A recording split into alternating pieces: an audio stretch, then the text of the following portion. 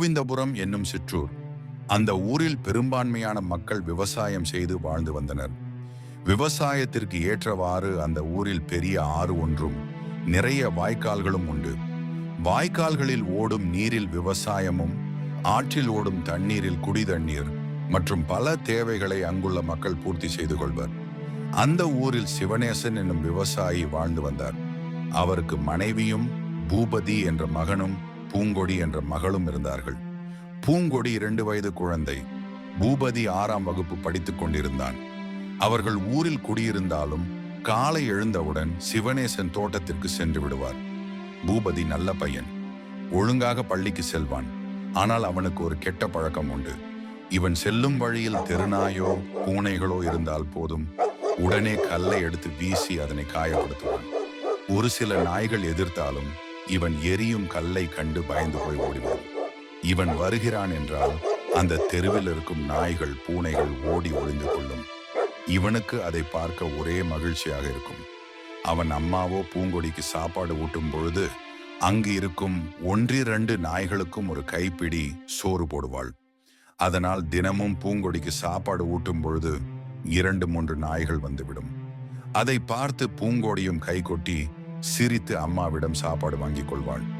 நாய்களுக்கு உள்ளுக்குள் பயம் இருக்கும், எங்கே பூபதி அங்கு வந்து விடுவானோ என்று. அவன் அங்கு வந்தால் முதலில் கல்லைத்தான் எடுப்பான். அவன் அம்மாவோ பலமுறை இவனை கண்டித்துள்ளார். வேண்டாம், அதனை துன்புறுத்ததே, அவை அமைதியாக இருக்கும்போது அதனை ஏன் துன்புறுத்துகிறாய் என்று கூறியிருக்கிறாள். பூபதி அதை கேட்பதாக தெரியவில்லை. ஒரு நாள் ஊரின் பக்கத்தில் இருக்கும் நகரத்திற்கு சர்க்கஸ் கம்பெனி ஒன்று வந்தது. 10 நாள் சர்க்கஸ் நடக்கப் போவதாக அறிவித்தார்கள். அந்த ஊரை சுற்றியுள்ள கிராமங்களில் இருந்து மக்கள் கூட்டமாக சென்று சர்க்கஸை கண்டுகளித்தனர். சிவநேசன் குடும்பமும் ஒரு நாள் மாலை குழந்தைகளுடன் சென்று அந்த சர்க்கஸை கண்டுகளித்தனர். பூபதிக்கு ஒரே சந்தோஷம். அங்குள்ள மிருகங்கள் செய்த சர்க்கஸ் வேலைகள் தான் அவனுக்கு பிடித்திருந்தது. ஒரு முதலை வாய்க்குள் தலையை விட்டு எடுக்கும் காட்சி அவனுக்கு பார்க்கவே திகிலாக இருந்தது. யானை சைக்கிள் ஒட்டியது அவனுக்கு வேடிக்கையாக இருந்தது. 2 நாட்கள் கழிந்தது. பூபதிக்கு அன்று பள்ளி விடுமுறை. நண்பர்களுடன் விளையாட போய்விட்டான். அவன் அம்மா சிவநேசனை அனுப்பிவிட்டு துவைக்க வேண்டிய துணிகளை எடுத்துக்கொண்டு பூங்கொடியை இடுப்பில் வைத்துக்கொண்டு சென்றதை கண்ட தெருவில் இருக்கும் ஒரு சில நாய்கள் இவர்களை தொடர்ந்து சென்றது. பூங்கொடியை ஒரு மணல் திட்டில் உட்கார வைத்துவிட்டு ஆற்றில் குறைந்த அளவு தண்ணீர் ஓடும் இடத்தில் நின்று கொண்டு அங்குள்ள கல்லில் துணிகளை துவைக்க ஆரம்பித்தாள். வேலை மும்மரத்தில் நேரம் ஓடிக்கொண்டிருந்தது. ஏதோ நினைத்து கொண்டு தன் தலையை மேலே தூக்கி குழந்தையை பார்க்க அவளுக்கு இதயமே நின்றுவிட்டது. முதலை ஒன்று கரையில் இருந்த பூங்கொடியின் அருகில் நின்று அவளை கவ்வி பிடிக்க தயாராக இருந்தது. ஐயோ, எம்புள்ள என்று ஓலமிட்டு அழுதவாறு குழந்தையை நோக்கி ஓடி வரவும், முதலை பூங்கொடியை பிடிக்க வாயை கொண்டு செல்லவும் எங்கிருந்தோ பாய்ந்து வந்த 2 நாய்கள் முதலையின் முகத்திலேயே விழுந்தன. முதலை திடீரென வந்த இந்த தாக்குதலால் நிலை குலைந்தது.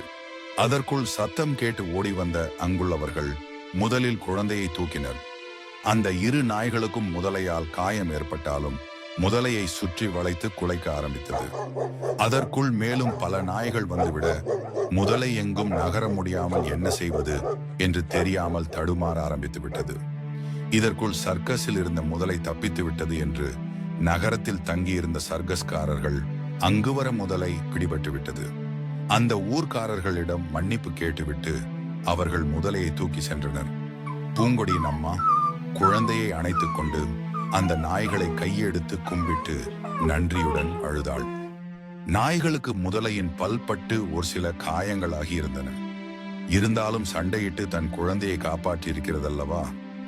இப்பொழுதெல்லாம் பூபதி அந்த தெருவில் இருக்கும் நாய்களை கல்லால் அடிப்பதோ துன்புறுத்துவதோ கிடையாது.